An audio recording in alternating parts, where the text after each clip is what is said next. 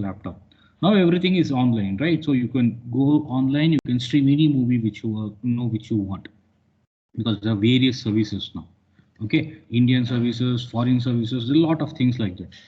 So if you are arranging all your movies, okay, files, folders, everything in some sort of an hierarchy, then you call it as hierarchical cluster.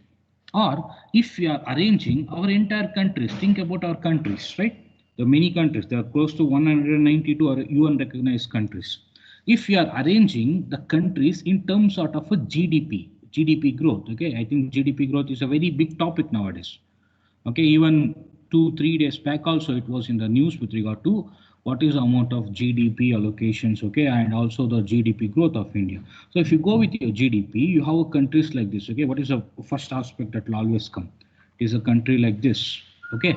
And if you go the next aspects of it, okay, it may be US, okay, then you have a little bit of here, okay, and then you have a little bit of this, okay. Maybe Germany and France always go into hand in hand, okay. Then maybe you have our own country, okay, in terms of, I'm talking about in terms of absolute GDP, okay. So this is what happens. So I'm trying to arrange data in some sort of an order, okay. What order? Some sort of a top to bottom order or bottom to up order. If you are arranging data in terms of clusters like this in some sort of an hierarchy, then you call that as an hierarchical clustering or hierarchical ordering. Okay, this is very important for you to get into know. Now, what is the purpose of it, or what is the way of doing it? Before we study about the purpose, we need to know what is a way of doing it. First of all, there are two types of clustering techniques, hierarchical clustering techniques you can have. The first one is grouping everything, so that you call it as agglomerative. Okay, what you call it as? You call it as very much agglomerative hierarchical clustering. This is what it is there in your syllabus. Okay, if you go into look into your syllabus, this is what you're going to see: agglomerative hierarchical clustering. The second one is with regard to your divisive hierarchical clustering. Okay, this is very important for us. I'm going to talk about this. I think this will be there in your PPT as an extra. Okay, I'm not going to leave this also. It will be there in your PPT as an extra. And of course, I know very clearly that you're more concerned only about the third eye now, but something take forward, okay. Something these PPTs will be helping you, taking forward, okay, to your next semesters and all. So what is agglomerative hierarchical clustering?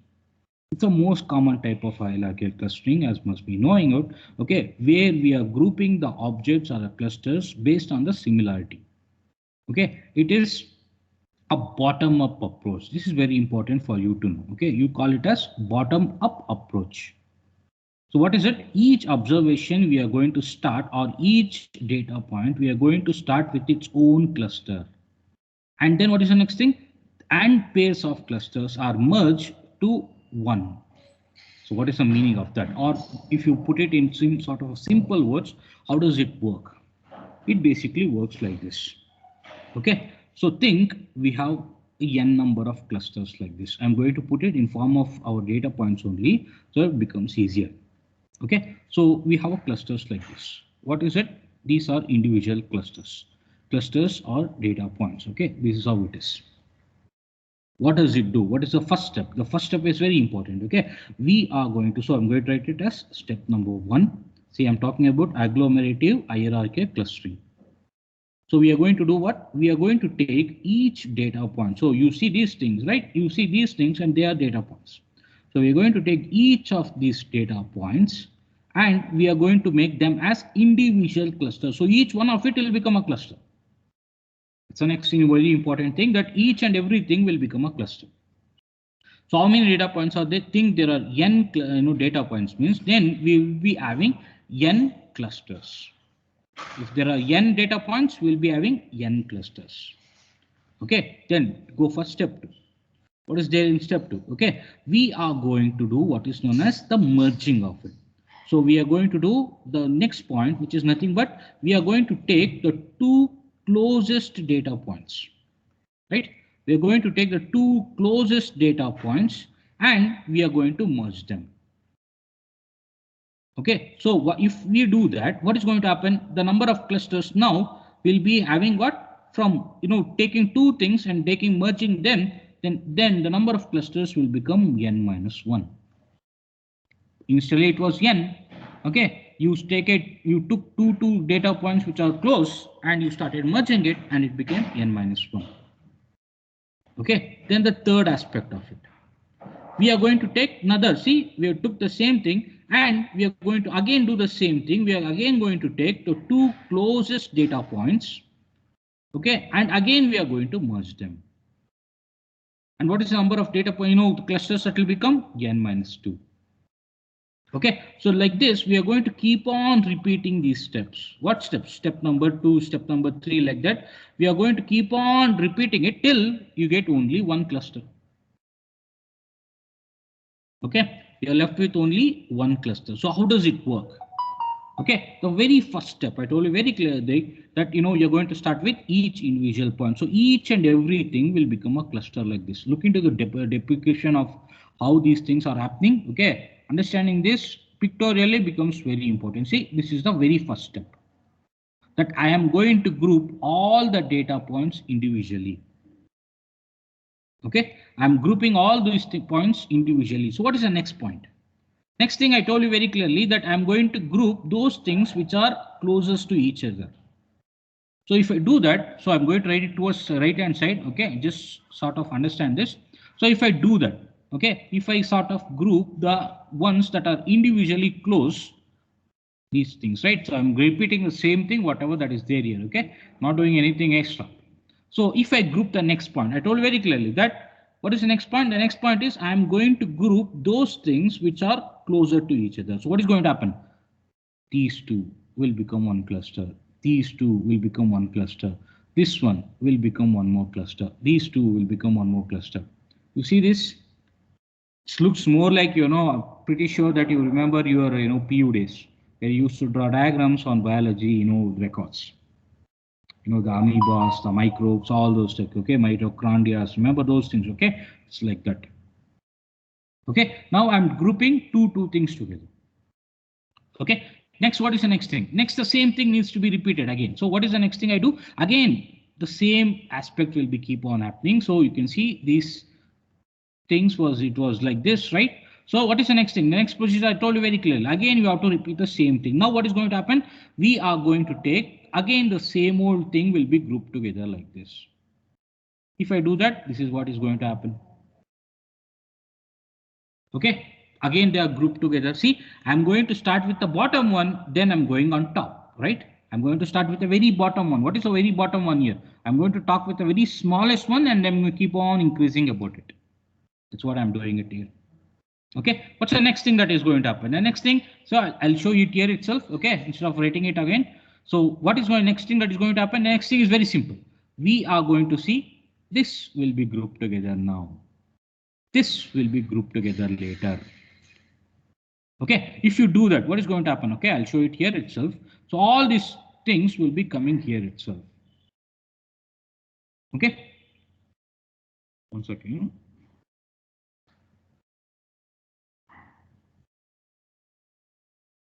Okay, so yeah, we're back. Now see this. If I group it, now all these things, so you see the same old original data is being put in the place like this. See, this is the next part of it. Then what's the next thing? Next thing is very simple. You're going to group these two and it will become only one cluster. Okay, it will become very much a one cluster. So if you take the next diagram is very much like this. Okay, you got 1, 2, 3, 1, 2, 3, and you got 1, 2, 3, 4, 5 like this. Okay, you have grouped everything together. So obviously it will all become things like this. Okay, this is known as agglomerative hierarchical clustering or agglomerative hierarchical clustering. Okay, now very simple thing is how do you measure distance? There are various measures to measure distance. The ones which we know is Euclidean distance. There's Manhattan distance. Like that, there are various things that are used to measure the distances under. Okay, this is very important for you to know. But this again comes with one more thing. What is that one more thing to be remembered when it comes to hierarchical clustering? Okay, the point of doing all these things is to demonstrate the way the hierarchical clustering works, right? Okay, it maintains what? We are going to maintain memory of how it went through the entire process. What is the meaning of that? We need to trace like how it started and how it ended. that is done in form of pictorial representation. That pictorial representation is known as dendrogram. Okay, so can you go and write it? What is the meaning of it? It's called dendrogram.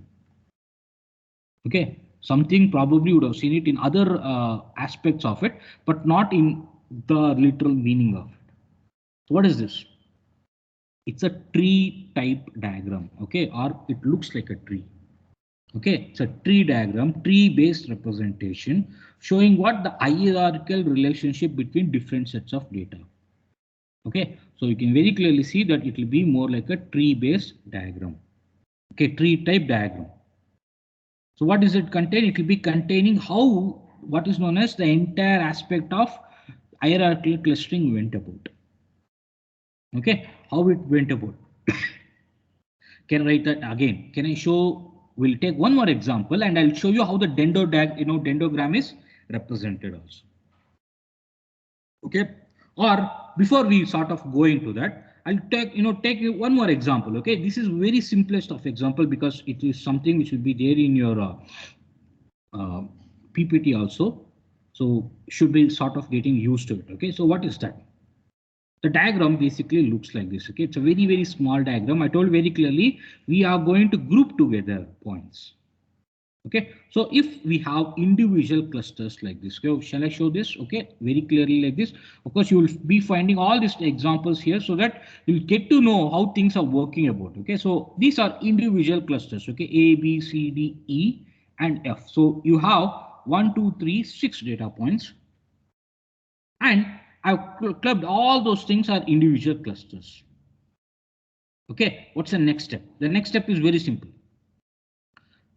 B and C, considering or assuming B and C, okay, are similar clusters or they're close together. So what is going to happen? In the very next step, B and C will be clubbed together to form an individual cluster called BC. Okay, in the same old way, D and E are very close together, assuming, okay, it's not, I'm not saying it in terms of any measurements and all, assuming that D and E are together, we are going to club it as D and E as individual cluster. Okay, maybe in the next iteration, what is going to happen? Okay, we are going to take F, okay, and DE as closer together. So what is going to happen for this? This will become like this, D, E, F. Okay, the next thing, now you may be thinking I'll be clubbing these two. No, I'm not going to club those two. Okay, so next iteration, why I'm going to take these two? Because they are very much, closer in sort of distance. And what is going to happen for this? This will become as B, C, D, E, F. Okay, see the hierarchy, it's been represented. Okay, this is not a dendrogram. Please keep that in mind. I'm going to show you the dendrogram. Before that, because this is near in your PPT, you should not get confused with, what is this and what is that. Both the things I'll be including it. Okay, so what is this next? Okay, see what is this? Now I am going to club this with along with my A because they are of closer distance. Okay, and what is going to happen when I club these two? You will be having the next thing, the next simple cluster or a single cluster called A, B, C, D, E, F. Right? Now you see the entire way that's how it was represented. But very simple aspect is, see, just by knowing the pictorial representation, it's all fine. But how do you represent this in form of a dendrogram? That's very important, right? When you talk about dendrogram, how do you think this will be represented? So what I'm going to do now is I'm going to take this as my input, okay, and I'm going to write a dendrogram for it. How do you think it will be looking? It will be looking in a very simple way. Okay, so let me go there. Okay, one second. Yeah, see, I'm going to go here and I'm going to sort of look into this. How do you think it will be? Very simple. I need to have how many individual clusters were there? A, B, C, D, D, E, F. Okay, that were there. So I'm going to write those things very clearly right here. Okay, so individually, what were the things that you have? You have A, B, C, D, E, and F. These were my individual things. Okay, individual data points. I've taken that. First, what were the two things that were sort of combined? The first two things that were combined was with regard to B and C. So I am going to combine B and C like this. I told you very clearly, it will be more like a tree-like structure. Okay, since it is a tree-like structure, you will be looking, it will be looking more like a tree only at the end. See, I'm going to combine B and C together. Then I told very clearly what's the next step I did. You can see, you can see in terms of levels and I'll see something which you learnt in your DBA, DMS should not be forgotten here. Okay, you must be knowing very clearly what is a tree in that levels. Okay, in that each and every level. Okay, so you see this is basically your level 0, level 1, level 2, 3, 4. It's a 4-level tree. If you go with regard to some representation as a tree, it's a 4-level tree. Okay, see B and C are coming together. Then you have D and E. Two things only I combined, check here. Then what's the next thing I did? I combined DE with F. So what should I do? I should not be writing merging like this and all. No. Okay, I should be merging like this. See this? D and E were combined with F like this. Okay, very neatly it was combined. Next, what's the next thing I see? See, D and F I combined. So DEF I got. Then I combine DEF with what? BC. Okay, so I combine that with BC. So what is going to happen? It will be coming through like this. See, BC, I combine that with DEF. Very simple. Okay, see, if you know this can be, child's play. Then I combine, see what is going to happen for this? This is nothing but BCDEF. So this is BCDEF. I'm going to combine now with A. So if I do that, what is going to happen? This will be coming through like this. Does it look like a tree? Maybe similar like that. Okay, not to be a tree that is conventional tree and all, but it somewhat looks like that. What is this? This is a dendrogram, a tree-like structure representing, representing your clustering, hierarchical clustering.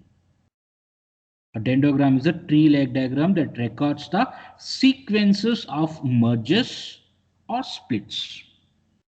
We are only talking about merging here. It's an hierarchical clustering. You have one more thing, agglomerative. This is agglomerative. The next one, agglomerative is nothing but summing up. Summing up means merging. There's one more thing. Okay, it's called divisive hierarchical clustering. That's not there for you, but I'm going to put it in the PPT. Okay, so this is how it will be. But there are other ways also to represent this, right? Okay, they can represent this in other ways also. Okay, probably this you would have seen it in many places. So what is it? If you go in terms of circles also, you can easily represent like this. First, what was the initial two things that you took? Initially, you basically took B and C, correct? So you can write this as B and next thing as C. So initially that only you took that B and C were combined together. See, this is nothing but the same, whatever you saw in the previous, ordering of clusterings. Now, I'm going to represent it in one place. That's all, nothing new. Then I represented D and E also. I clubbed together as one. Correct? Then what's the next thing? I combined that with F. So I can write F here. Okay. And then I combine that with my DE. Okay. Next. What's the next thing? A, it was individually there. What's the next thing I do? The next thing I did was to combine that same old thing. See, I've combined F with DE. So it became this. Then I combine this entire thing. Okay, so let me take out the outer part of it so that it will become easier to understand. Yeah, this is more even way of understanding this. Okay, see, it was A right here. So what did I do? The next thing is I combined B, C with DEF. So like this. Then I combined A with all of this. Okay, like this. This also you can sort of represent, or like this also you can represent. But this is very important. This is your dendrogram. Okay, very important. Two concepts which you need to keep in mind. Okay, anyway, in exam it would have come easily for if they would have asked at least two things, and it would have easily come for 8 to 10 marks. Either agglomerative clustering along with k-means, or along with your next thing, which is DB scan. Would have come, and would have easily come for 8 to 10 marks. Okay, what is the advantage? The advantage is very simple. You're not going to write it, but you are going to learn it. This will be very helpful for your 8 somethings. Okay, are seven things. Because you're going to learn analytics, all those things, analytics, machine learning, there it will become very important. Okay, these things you got to keep in mind. Okay, divisive is extra things for you. Going to put it in PPT for that also, so that it becomes easier for you. Okay, so let's go to the next part of it. Okay, see what is the things that you learn. First and foremost, okay, the points to be kept in mind. First one is with regard to what is hierarchical clustering. That is where you start. Hierarchical clustering is you are clustering the data, grouping the data in terms of order, some sort of an order. Okay, that was with regard to hierarchical clustering. In that, there are 2 points. First one is summing up the data. Okay, it's known as agglomerative. The second one is divisive. So we are basically splitting up the data. Okay, divisive. See, these are the 2 things. Okay, then in agglomerative, you need to study what is agglomerative, summing up the data. And for that, you need to go with an example. And that example needs, again, should be represented in terms of dendrogram also. Dendrogram with regard to explanation and an example like this. Will be summing up an entire answer. The question will be very simple. Okay, explain agglomerative. Okay, hierarchical clustering. Explain agglomerative hierarchical clustering along with example. Okay, that is how it comes. Okay, that is how it comes, and this is how it needs to be sort of kept in mind. Okay, very important for you to sort of figure out this. Go for the next aspect of it. What's the next aspect that you need to keep in mind? Okay, the next aspect is with regard to the next type of, see, this is what is it? See, we understand the ways of talking about it. The first one what we talked is with regard to k-means. And what is it? It is basically a partition based clustering technique. The second one we are talking now, which we just saw, is with regard to agglomerative ones. So what is this? This is nothing but an hierarchical based technique. Then the third one we are going to see, there's a different technique together. This is known as DB-scan is what we call it. Okay, this is basically a density based cluster. Okay, this you should not forget. This is basically a density based cluster. Now, we took an example for k-means, we took an example for hierarchical and all. When it comes to density based cluster, what is the simplest or real life example we can take? Same thing, right? Same thing with regard to the population density. There's a very big terminology called population density. Okay, you have India country. Okay, in that we see about the population density. Every 10 years there's a, what is known as a census that will be happening, and in the census there is a thing called population density that comes into picture every time. If you take what is population density, the very simple calculation for that is what is the data or what is the number of people who are basically staying in 1 square kilometer. Okay, in 1 square kilometer, what is the amount of people that was staying or number of people who are staying? That's very important. Okay, what is the meaning of that? In 1 square meter means 1 square kilometer means 1 kilometer like this, 1 kilometer like this, and 1 kilometer like this. So it's basically 1 square. You can say very clearly it's 1 square kilometer. So what is the number of people who basically stay in this? So if you take and sort of go with the density aspect of it, number of people who basically stay in countries in very, very densely populated regions. Okay, maybe in West Bengal. Okay, I'm not talking only population, I'm talking about population density together. Number of people who are going with regard to West Bengal is more. Maharashtra is more. Okay, see what is the meaning of this? The meaning is very simple. You have a very small state, okay, but large number of people. So which basically means what? See, if you take a state like this, think this is some state. Okay, you have a lot of people right here, which basically means more number of people are staying in 1 square kilometer of area. This is what is known as population density.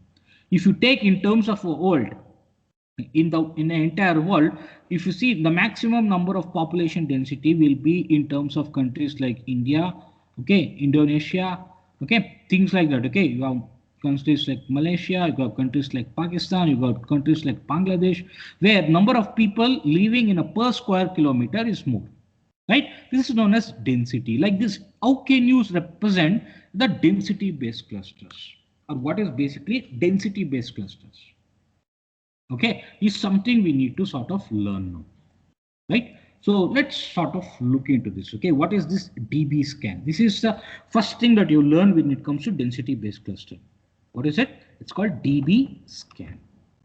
But does it mean anything? Yes, it means anything. What is that, thing that is going to mean? But before we start off move, sort of get to know about that, we need to know what is DB scan, or where did the DB scan aspect came into picture. Now you see about the k-means.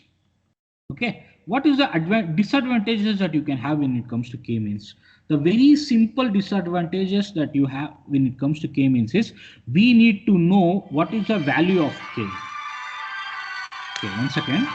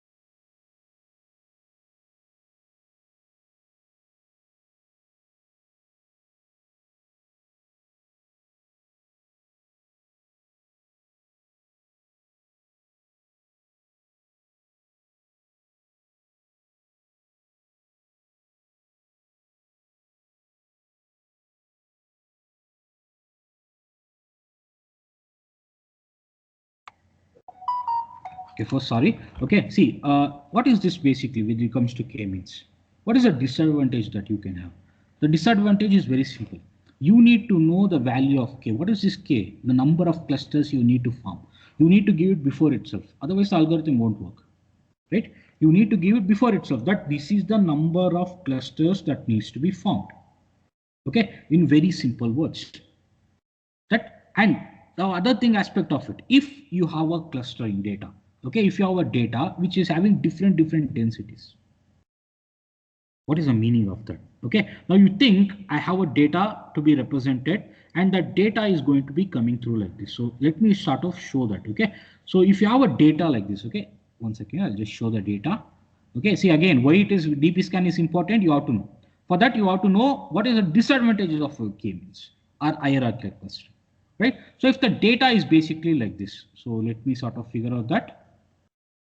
See, in when I'm giving it in PPT, right, it will be more like in a pictures, so you can sort of represent like this. Okay, so this next.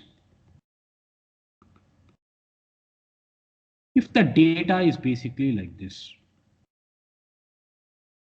see this, you see that the data is basically, and of course you have outliers right here. What is the meaning of outliers, or what is the meaning of noise? No, noise is something, okay, which doesn't really come into our form. It is basically outside. Okay, so you can see very clearly how this is coming through. Okay, so if the data is basically like this, if you sort of implement our k-means, okay, before itself you need to say what is the number of k you need to give. Maybe think that you are giving the number of k is equal to 4, which basically means you are going to put the data in 4 clusters. Okay, you're going to put it in 4 clusters. So what is the meaning of that? The meaning is very simple, that you are going to put all this data in 4 clusters. So what is going to happen? This entire thing, this may be regions that are closer to it. How the k-means work? K-means will work with only with regard to the distance aspects of it. So all these points of it will become your first cluster. Okay, because they are specifying 4. So the next aspect of it, this entire part, okay, see this entire part will become your next cluster. Okay, then one more thing if you want, then this aspect of it will become your next cluster. Okay, see, I'm not representing in form of diagrams here. I think in the PPT aspect of it will be easily sort of or I can sort of group it like this itself. This is more easier for you to understand, right? So you can see this. Okay, so this is a way of representation of it. So see this. Now K, because I've taken the number of clusters is equal to 4, it is changing like this. Okay, it is basically changing like this.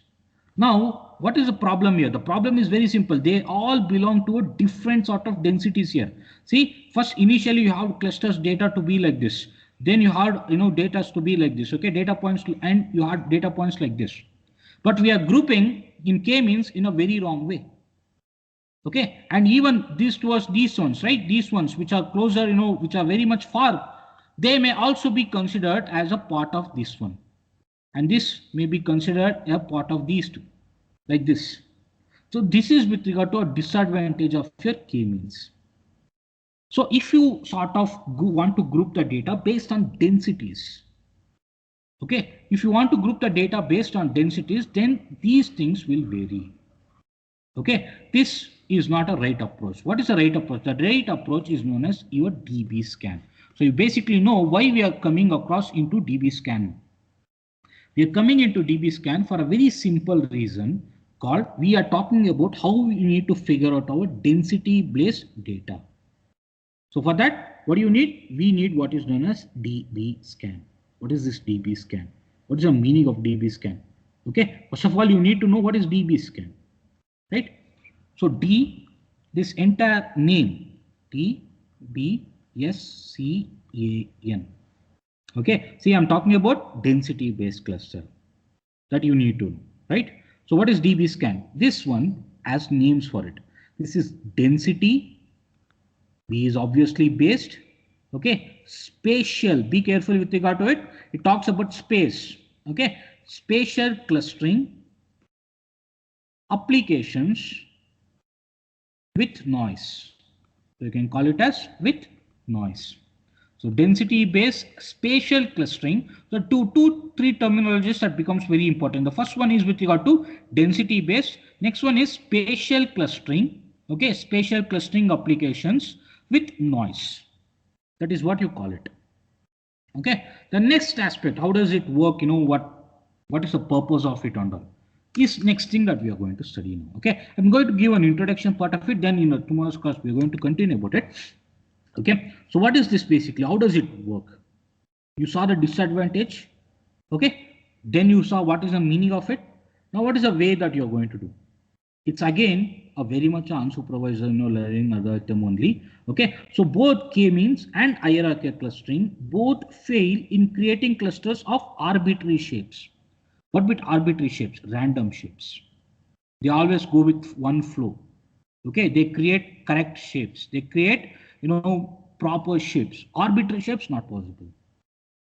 Okay, they are not able to form clusters based on varying densities also. Okay, that is also not possible. That is why you need your DB scan clustering. Okay, so if you saw the entire clustering aspect of it, you got to know what is the problem here. Okay, so how does the DB scan thing will work? DB scan basically stands for density based spatial clustering of applications, with noise. Okay, so for doing this, what are the things that you need? You need two things to be kept in mind. There are two things to be kept in mind. Number one, the first one is known as epsilon. Okay, sorry, epsilon. The second one is known as mean points. Okay, this is more like your, see, when you do all these things in terms of an algorithm and then you give a data, for that data when the graph is sort of represented, right, you feel so happy. Okay, so that's why I'm saying when you do it in practical way, it looks so good, especially with the data what you gave, and it throws up a sort of a graph and all, looks very good. Okay, now you see this is what I was talking about. We are talking about epsilon here. First one, what is this epsilon? This is nothing but the radius of the circle which you are going to do. Okay, of the circle to be created around the data point. Okay, around the data point, we need to create a circle, and that one we are going to call it as your epsilon. Okay, and what's the next thing? Next thing is nothing but your mean points. What is this? This is nothing but your minimum number of data points. Okay, the minimum number of your data points required inside the circle. Okay, inside the circle, what is the minimum number of data points that are there for that data points to be classified as our core point. Terminologies, be careful. First one is with regard to your epsilon. Second one is your minimum points. It is nothing but a minimum number of points, data points that is there inside the circle to be classified as a core point. See the terminologies that are coming through because they have become very important in the next, when you are going to learn this. Okay, it becomes very important.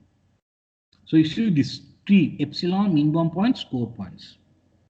What is we are going to do? We are going to take one example and we are going to see all these things, right? And I think in the next class that is going to come, we are going to sort of do this. Then you will get to know an entire idea of what is this density-based clusters. Okay, so there will be first thing is with regard to density-based thing, and there will be one more thing that will be remaining. Okay, graph-based clusters. We are going to see this in terms of your DB-scan. Okay, clustering is a very important topic. And then we one more thing called graph-based clustering. Right? So if you sort of get to know this, then the end of, not end, in terms of maybe for 6, it's an end of your clustering technique. It's not end. Okay, there's nothing end. You need to learn a lot, in fact. Okay, you're going to learn about the graph-based clustering, which basically means, okay, how you're going to see a clustering of data based on certain graphs. That also we are going to see. Okay, once we see that, then that will be the end of your clustering aspect.